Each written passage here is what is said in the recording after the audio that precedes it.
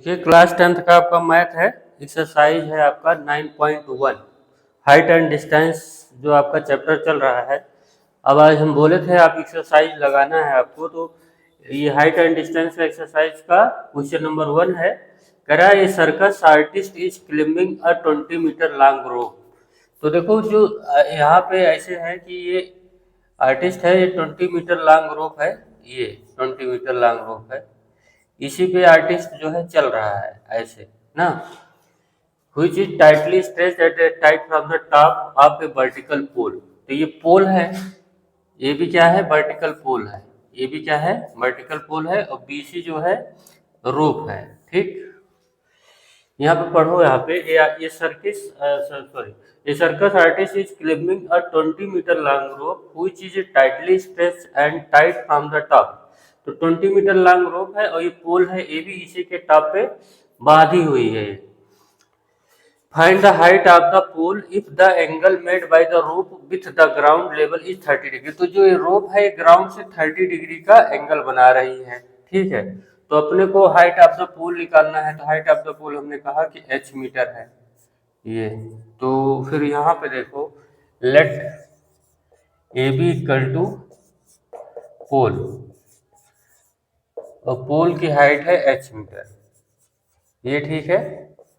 और ए सी equal to rope, और रोप की हाइट है, लेंथ है, सॉरी 20 मीटर।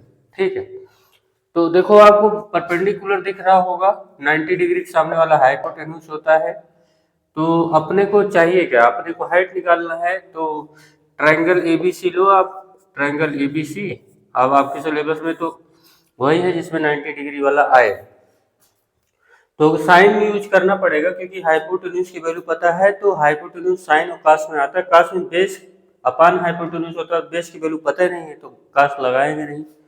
वैल्यू पता है परपेंडिकुलर और हाइपोटेन्यूज की, तो साइन 30 लगाएंगे। ठीक है, तो यहाँ पे लगाएंगे हम साइन 30। साइन 30 मतलब हुआ परपेंडिकुलर अपान हाइपोटेन्यूज।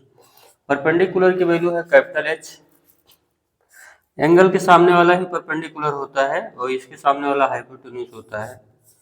और आपको पता है साइन 30 की वैल्यू होती है हाफ h/20। तो यहाँ से h आपका 2 1 जा और 2 10 जा, सेम कंडीशन में तो आपको आता होगा h = 10 मीटर। This is your answer of the question number 1। ठीक है, और आप क्वेश्चन नंबर 2 पढ़ो, तब तक हम इसको इरेज कर दे रहे हैं।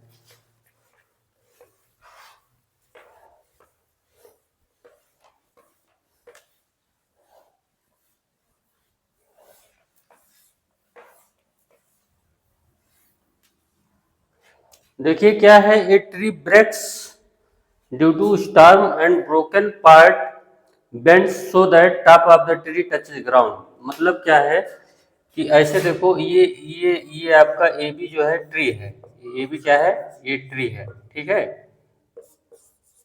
ए बी आपका ट्री है, तो let A B is a tree which is broken at point C। यहाँ से ब्रेक हो गया स्टॉर्म की वजह से, तो इसका जो ये वाला पार्ट है ये आके जमीन पे गिरेगा ऐसे, तो यहाँ हमने इसको बोल दिया सीडी। ठीक, यही बात है कि यहाँ से जब टूटेगा ये तो ऐसे आके यहाँ गिरेगा जमीन पे। ठीक है, तो सो that top of the tree touches ground making an angle 30 degree with it. मतलब ग्राउंड से जो पार्ट टूटा है ऐसे, तो जमीन से 30 डिग्री बना रहा है। ठीक, the distance between the foot of the tree to the point where the top touches. तो ट्री के फुट से मतलब जो इसकी जड़ है और जहां पे इसका टॉप आके गिरा है, इसके बीच की डिस्टेंस इसने दे रखा है 8 मीटर। क्या है, 8 मीटर। ठीक, ये अब टिल नाउ तक कोई डाउट नहीं होगा आपको। Find the height of the tree, now we have to find the height of the tree. ठीक है, तो हाइट ऑफ द ट्री समझ रहे हो क्या क्या होगा। ये जो BC है, ये BC, इसका तो अभी धड़ बचा हुआ है, और ये इसका टॉप ये, तो BC प्लस CD ही ट्री की हाइट होगी। ध्यान रखिएगा, यही बहुत इंपॉर्टेंट है, क्वेश्चन आता है बोर्ड में। तो हाइट ये नहीं है, ये इतना हाइट नहीं चलेगा, इतना हाइट नहीं चाहिए। ये तो आधा पार्ट है ना ट्री का, आधा तो ये टूट के यहाँ जो गिरा है, तो जब इसको स्टैंड अप मोड में करोगे तो ये प्लस ये मिल के ट्री की हाइट होगी। I think you get my point ना। तो यहाँ पे देखो, अब पॉइंट आपको क्लियर हो गया होगा। तो यहाँ पे क्या है कि यहाँ पे ना तो अपने को ये परपेंडिकुलर इसको सी डी, ये सी बी है, तो यहाँ पे in triangle C B D, in triangle C B D tan thirty की वैल्यू होगी। इसके सामने है परपेंडिकुलर, मतलब बी सी अपन बी डी। तो बी सी तो बी सी है, बी डी की वैल्यू क्या है 8 है, टेन थर्टी की वैल्यू है 1/√3। टेन थर्टी कितना होता है 1/√3, ये हो गया बी सी बाई 8।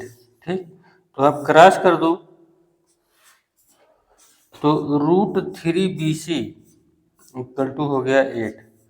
तो यहाँ से BC क्या आएगा 8/√3। नाउ रेशलाइज, नीचे जो है रूट नहीं रखा जाता है, मल्टीप्लाई कर दो इससे, तो ये हो गया 8√3/3, ये इतना मीटर हो गया। ठीक है, तो BC आपका आ गया 8√3/3 मीटर।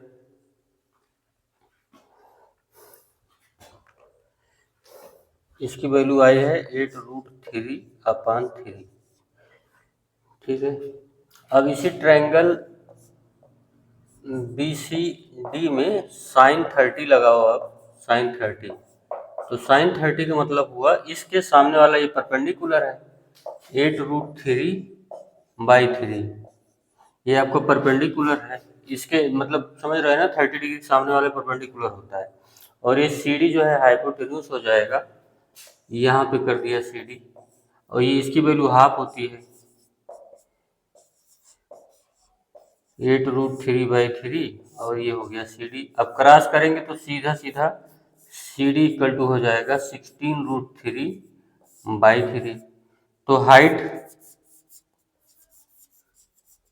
ऑफ ट्री क्या होगा BC प्लस CD। देखो ये BC है और ये CD है, मैंने अभी स्टार्ट में ही बताया था कि इन दोनों का सम ही जो है हाइट माना जाएगा। तो BC का आप क्या निकाले हो, BC निकाले हो 8√3/3, और CD क्या निकाले हो 16√3/3। तो ओवरऑल क्या हो जाएगा, डिनोमिनेटर सेम है 24√3/3। तो 3 8 जा, मतलब ओवरऑल तो 8√3 मीटर आया। ये हो गई हाइट ऑफ द ट्री। तो ऐसे ही आगे के क्वेश्चन आप लगाइएगा, और अगर वर्क अच्छा लगा हो तो लाइक शेयर सब्सक्राइब करना मत भूलिएगा। Thank you.